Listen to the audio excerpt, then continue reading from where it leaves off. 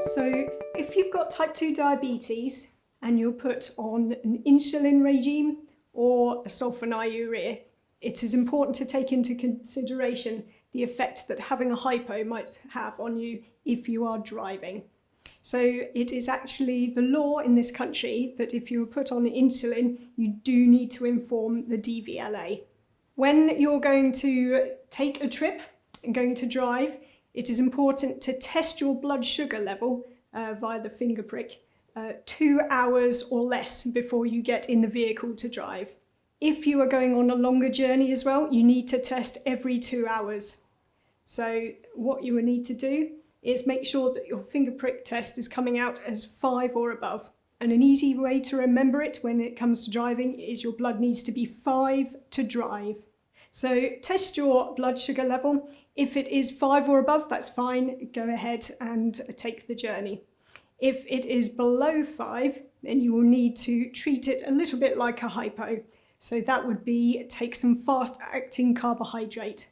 Best to avoid things like biscuits, best to avoid things like chocolate because those things have fat and they have fibre in and they slow the release of sugar into your blood. It's better to go for something like a sugary fizzy drink and something like maybe dextrose tablets or some jelly babies, something like that that will be digested very fast and raise your blood sugar level.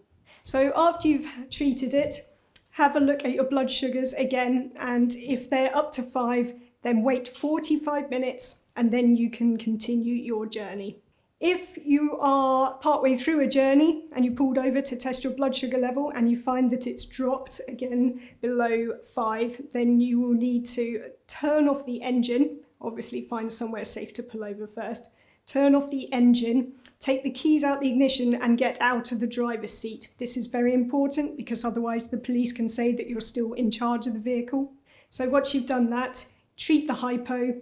Again, check that your blood sugar levels have gone up to 5 and wait 45 minutes and then continue your journey. If you have a Class 2 licence, so that's things like lorries and buses, there are some separate rules for the DVLA, and it's a good idea to check on the DVLA government website for the specific rules concerning your vehicles. Likewise, if you have suffered a severe hypo in the past, it's a good idea to check their website because there are some rules around that as well. So to recap, pull over safely. If you feel like your blood sugar is low, then make sure you pull over as soon as possible. Switch off the engine and take the keys out and move from the driver's seat. If you don't, the police can still think you're in charge of the car or vehicle. Take some fast-acting carbohydrate and don't drive until 45 minutes after your blood sugar level has gone back to 5 millimoles or above.